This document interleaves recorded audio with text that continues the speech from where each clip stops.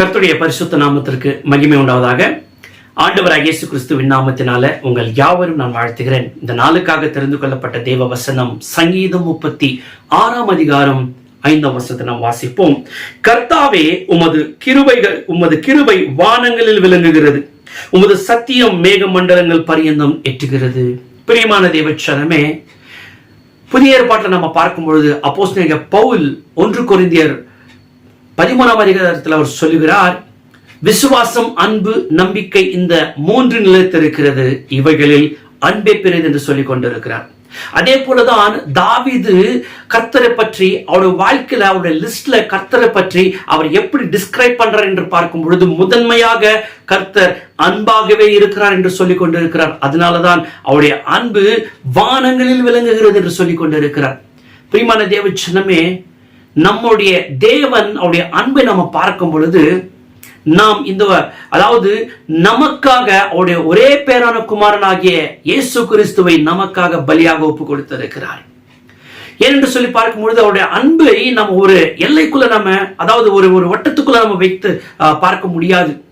தாவீது சொல்லுகிறார், அவருடைய அன்பை மேக மண்டலங்களுக்கு பரியந்தம் எட்டுகிறது என்று சொல்லிக் கொண்டிருக்கிறார். அவருடைய அன்பை எப்பேற்பட்டது என்று பார்க்கும் பொழுது வாசிக்கலாம் வசனத்தை. ரோமருக்கு எழுதின நிருபம் 5 அதிகாரம் 8 வசனத்தை நாம பார்க்கும் பொழுது, நாம் பாவிகளாய் இருக்கையில் கிறிஸ்து நமக்காக மரித்ததினாலே தேவன் நம்மேல் வைத்த தமது அன்பை விளங்க பண்ணுகிறார்.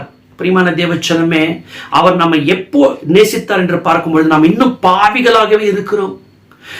இந்த உலகம் இன்னும் படைக்கவில்லை, இந்த வானங்கள் இன்னும் தோன்றவில்லை, அதற்கு முன்பதாகவே நம்மை நேசித்தார்.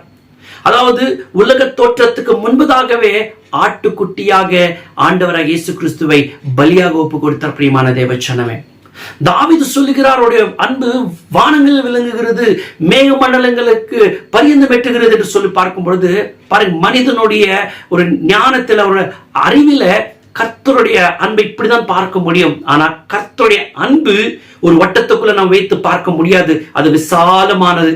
அப்படிதான் கர்த்தர் நம்ம நேசித்தார். பிரியமான தேவச்சனமே, அந்த அன்பை நாம ருசித்து பார்க்கும் பொழுது, அந்த அன்பை நாம உணரும் பொழுது கண்டிப்பாக இந்த உலகத்துல மற்றவர்களை கூட நாம் அதே போல நேசிக்க முடியும்.